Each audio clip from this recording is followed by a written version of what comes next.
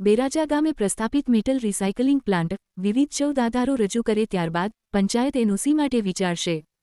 સરપંચ લાલુબા જાડેજાની આગેવાનીમાં ગ્રામસભામાં metal recycling પ્લાન્ટને માનવ વસાહત માટે હાનિકારક ગણાવાયું. આસપાસના ગામડાઓમાં આરોગ્ય અને પર્યાવરણને નુકસાન કરતા આ કંપનીનો ગ્રામસભામાં વિરોધ ઉઠ્યો. બેરાજા ઈશ્વરી ગ્લોબલ કંપની આવેલી છે, એના બાબતે ગ્રામસભા રાખેલી હતી અને આપણે પંચાયતના સરપંચ તરીકે ગામના પર્યાવરણ અને આરોગ્યને લક્ષી અને રજૂઆત કરવામાં આવી હતી કે ભાઈ આ કંપની અતિ ઝેરીલી જે વાતાવરણને, પશુધનને બધાને ખરાબમાં ખરાબ નુકસાન પહોંચાડશે, એના માટે આપણે ગ્રામસભા રાખેલી હતી.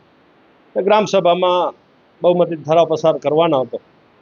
એ બાબતે 5-10 માણસોએ પોતાના અંગત હિતના માટે આ ગ્રામસભા સ્થગિત રાખવામાં આવી. આગળ સામાન્ય સભા યોજી અને આ કંપનીનો અમે બેરાજા પંચાયત કાયદેસરનો વિરોધ દર્શાવશી અને એનઓસી માટે જે એમને પત્ર માંગ્યા છે એ પત્રનો વ્યવહાર કરશે તો એનઓસી બાબતે વિચારશ્રેણી કરશે.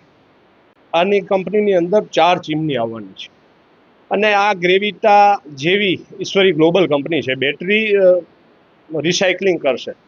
રિસાયકલિંગ કરી અને એ એલ્યુમિનિયમ ગાળશે જે 700 થી 1200 ડિગ્રી તાપમાનમાં, અને એમાં શીશુ ઉત્પન્ન થશે.